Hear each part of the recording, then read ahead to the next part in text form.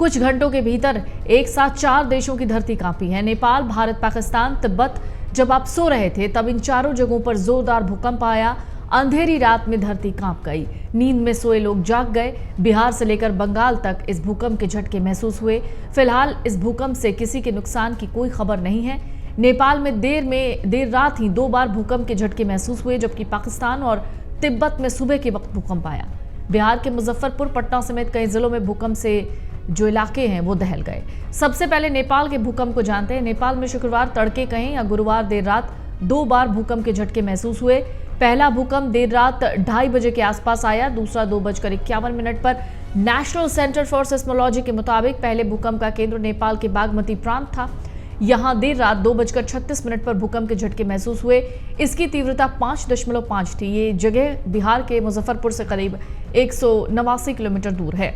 इस वजह से मिथिला क्षेत्र वाले जिलों में भी धरती कांपी है। लोगों के घर हिलने लगे, बेड पंखे सब डोलने लगे। नेपाल में दूसरा भूकंप 2:51 पर आया। National earthquake monitoring and research centre के मुताबिक इस भूकंप की तीव्रता पहले वाले से ज्यादा थी। काठमांडू से 65 किलोमीटर पूर्व सिंधु पालचौक जिले में कोदारी हाईवे पर तड़के 2:51 पर भूकंप के झटके महसूस हुए। रिक्टर स्केल पर इसकी तीव्रता 6.1 थी।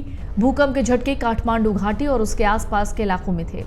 इन 2 भूकंपों का असर बिहार में अच्छे से महसूस हुआ है। गहरी नींद में सोए बिहार के लोग भूकंप से जाग गए। उन्हें धरती हिलने की भनक हुई। आंख खुली तो बंद पंखा हिल रहा था, पलंग और कुर्सियां हिल रही थी। ऐसे लगा कोई नीचे से उठाकर डुला रहा हो। बिहार के मुजफ्फरपुर, सीतामढ़ी, शिवहर, दरभंगा, मधुबनी, मोतिहारी, पटना समेत कई जिलों में भूकंप के झटके महसूस हुए। भूकंप के झटके पश्चिम बंगाल के सिलीगुड़ी तक महसूस हुए। इसके बाद तिब्बत की धरती भी डोली। नेपाल में भूकंप के वक्त ही शुक्रवार सुबह 2:48 पर तिब्बत में भी धरती डोली। तिब्बत के लोगों ने भी भूकंप के झटके महसूस हुए।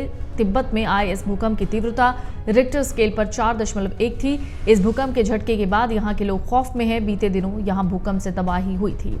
नेपाल और तिब्बत के बाद अब पाकिस्तान की बारी थी। नेपाल और तिब्बत में भूकंप के करीब 2-3 घंटे के बाद पाकिस्तान में भूकंप आया। नेशनल सेंटर फॉर सिस्मोलॉजी के मुताबिक पाकिस्तान में शुक्रवार सुबह 5:14 पर भूकंप आया। पाकिस्तान में आए भूकंप की तीव्रता 4.5 थी। इसका केंद्र था रावलपिंडी। फिलहाल इन 4 देशों में आए भूकंप में भी किसी तरह के कोई नुकसान की खबर नहीं है। भारत में भले भूकंप का केंद्र आज ना रहा हो, मगर बिहार के पास बागमती प्रांत में भूकंप ने सबको डरा दिया। सवाल है, बार बार भूकंप के आखिर संकेत क्यों मिल रहे हैं? क्या किसी तबाही के संकेत हैं? दिल्ली एनसीआर में भी बीते दिनों भूकंप आया था। उस दिन तो गड़गड़ाहट की आवाज सुनाई दी थी। नेपाल में बीते दिनों भूकंप में कई जानें गई थी। तिब्बत में आए भूकंप ने भी विनाश लीला की गाथा लिखी थी।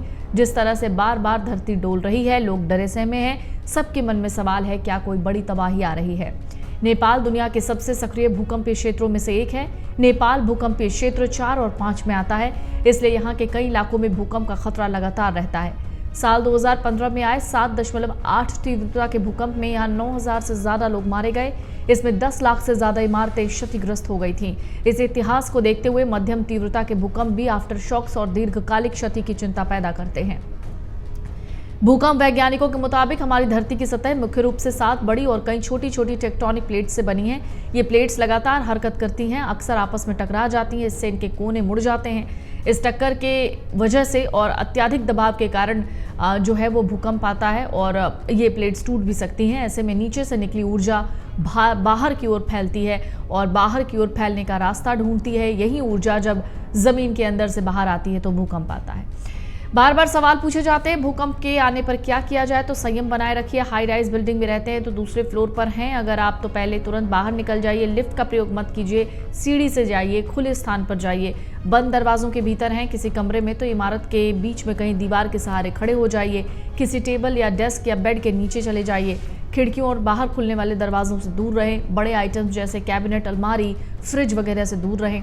बिल्डिंग से बाहर निकलते वक्त इन सब चीज़ों का ख्याल रखना ज़रूरी है कि टूटी फूटी चीज़ों को देखते हुए निकलें। टूटे कांच या टूटी बिजली की तारों से बचकर विशेष रूप से सावधानियां बरतनी हैं। अगर आपके ऊपर सीलिंग टूटकर गिरने लगे या आसपास इमारतें गिरने लगें तो अपने मुंह और नाक को किसी कपड़े या स्कार्फ से या रुमाल से ढक लेना चाहिए। अगर आप भूकंप के दौरान किसी सड़क पर हैं तो खुले स्थान पर आने की कोशिश कीजिए और बिल्डिंग, पुल और बिजली के खंभों से दूर रहें। अगर आप किसी चलती गाड़ी में हैं, अपनी स्पीड कम कर रहे हैं तो वो ये करने की ज़रूर कोशिश कीजिए। रोड के साइड में चले जाइए, गाड़ी खड़ी कर लीजिए, वहां पर गाड़ी रोक लीजिए। भूकंप के दौरान कभी भी गाड़ी चलाते नहीं रहना चाहिए। अगर आप ये वीडियो YouTube पर देख रहे हैं तो हमारे चैनल को सब्सक्राइब कर बेल आइकन दबाएं और Facebook पर देख रहे हैं तो हमारे पेज को लाइक करें। 8 मिलियन प्लस सब्सक्राइबर, आपके इस भरोसे के लिए बहुत धन्यवाद।